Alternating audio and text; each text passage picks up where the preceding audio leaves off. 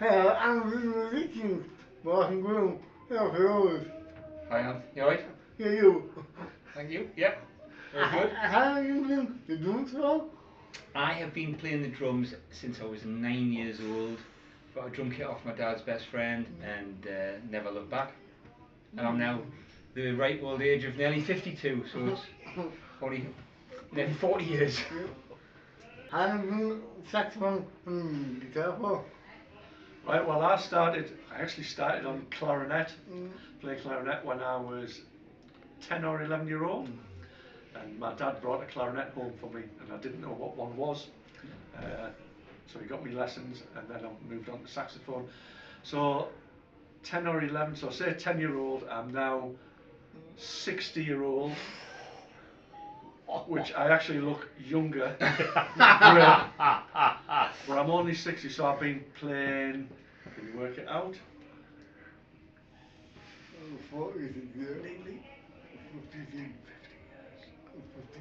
50 years, that's right. Yeah, so I've been playing 50 years.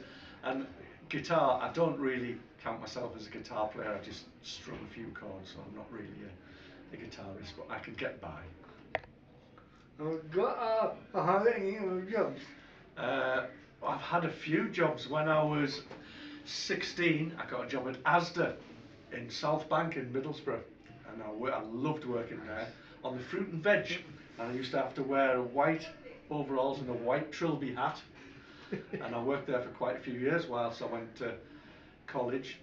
And then I had a job for a while as a computer programmer. I know I don't look clever enough, but I was. And then in 1991, I got a job at a school in Hartlepool called Dyke House School as a music teacher. And I worked there for 15 years. And then I moved to a school in Washington, near Sunderland, called Biddick. And I worked there for 15 years. So they're the jobs that I've had. And were you? Well, I've had some strange jobs. My first job, when I was 16, I actually worked on a mink farm. Bizarre thing, and you can look it up online. Greenpeace went and attacked the farm and released 10,000 mink into the Northumberland countryside and decimated the local wildlife, and that was interesting. But my main job now is I'm a music teacher, like Mark, but I'm not retired, I'm still working. So am I, but I just do gigs. My company is Drumming Workshops, if anybody wants to go and check that out online. And but I'm a what's called a peripatetic teacher, so I go into schools and teach drum kit mainly. That's my main job, and I do these little workshops, these little on the side jobs. How does music help people? Well, in many ways, because it can make you feel happy, it can make you feel sad, it can make you feel relaxed, it can give you loads of energy and you want to dance. And I think one of the things that will stick in my mind for the rest of my life is Live Aid. And I saw how people came together for that. I don't know if you'll have heard of that concert, but I was actually there with my brother at Wembley Stadium. And this man called Freddie Mercury came on stage from Queen. And he absolutely commanded the stadium. It was unbelievable. He did this thing where he went, "Hey-oh," and 80,000 people went, "Hey-oh," and then he held this long note on, "Hey-oh," and then we all went, "Hey," and we waited for him, "Hey-oh," and he was so pleased of it. At the end he went, "All right," and 80,000 people went, "All right." And still when I watch it now, because I was there, it makes the hair on the back of my neck. And that was about people coming together, you know, magical. So yeah, for me, that's what music can do. Well, for me, I mean, I just today I noticed in the sessions that we did, there was some non-verbal people in the session, and I used some of the phrases. I said, "Are we playing djembe, samba?" And everyone shouted back, "Yes, we are." And I love that bit. Yeah. Well, even the people that couldn't speak so well, they were trying. So you know, music, like Mark says, it's very stirs something inside you, doesn't it? Yeah. And you enjoyed that, didn't you? Yeah. You came to life there when I said it. I loved that bit. I know it's funny. Yeah, it's funny. So yeah, it's good fun. Ultimately, it's fun, isn't it? Music is fun. You love to come and writing on purpose. Well, it was just a way of me helping you guys to get the rhythm as quickly as I can. You know, the music can be quite complex, and today I didn't want it to be complicated. I just wanted it to be to get the maximum out of you guys. So I threw out a simple count. I counted to 4, and do you remember you had to count to 3? It's just simple, wasn't it? 1, 2, 3, 4, 1, 2, 3. Simple counting and really effective, and it was the results were instant, weren't they? Yeah. I think because you're working. Well, I think I've already touched on it, but it can make me feel happy. It can make me feel sad. It can make me feel reflective and think about things. And I'm not afraid to say that quite often I can listen to music or play music and get a tear in my eye, and it's sometimes a tear of happiness, but it's sometimes a tear of sadness.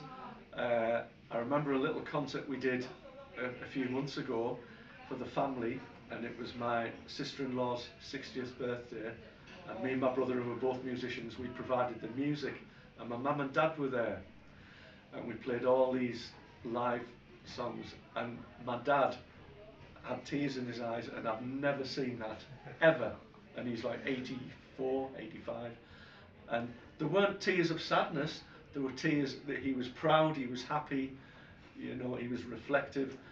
So yeah, it's a whole host of emotions, and I'm not religious, but I love listening to carols at Christmas and singing them. There's something about them. Yeah. Yeah, you like that as well. Yeah. I like music for I do a lot of running, and I listen to music to because it actually, what's the word I'm looking for? Motivates. Yeah, like energizes. Yeah, energizes. Like I like the Foo Fighters because it really makes me want to try harder. Well, I think you listen to also, you'll be like me, we listen to everything, don't we? Yeah. And different types of music at different times. It's what you feel like, and there's no right or wrong. It's whatever you feel like. You know, I love listening to heavy metal as much as anybody else, and I love jazz, and I love folk music, all sorts. Well, I would say that my drumming hero is a guy called Vinnie Colaiuta, who nobody will have heard of, unless you're a musician. I think singing heroes probably would be Sting for me. He's my favourite artist. Yeah, they would be my 2 biggest. What about you, Mark? A few musical heroes. I think for saxophone it was a guy called Charlie Parker and David Sanborn and Michael Brecker. They're my big heroes. For singing it would be Elvis and a guy called Mario Lanza, who you might have heard of Elvis. And as a band it was ultimate heroes were Queen and Freddie Mercury, and I was lucky enough to see them many times live. You guys play in bands? Yep, I play in. I'm a bit like Mark. I have a second instrument which I play very badly, which is the piano, and I play in a little duo. So my friend plays guitar and I play piano, but I also play drums in bands as well. And I've played in everything from Elvis tribute bands, country and western, jazz, funk, just you name it. Been playing on the local scene since I was 18, and still good. Still love it. Yeah, I play same as Graeme. I play in bands now and again with Graeme, so I'll play with Graeme at weddings or functions. I play, we call it a band, but I do this thing called sax DJ at weddings, where you've got a saxophone player, a DJ, and quite often a percussionist and a singer, and they call that a band, and you all play together. I play in just like local bands, folk music, jazz, rock, all sorts, really, sometimes just with a piano player. So as a musician you have to be able to do all that. We're quite versatile, aren't we? And we play all sorts of styles with all sorts of people. And when you can play lots of different styles on, you can make more dosh. I get paid more than you. He does on this. And the sad thing, More money. Anth. I've been Mark. I've been Graeme. Back Back to to the the studio!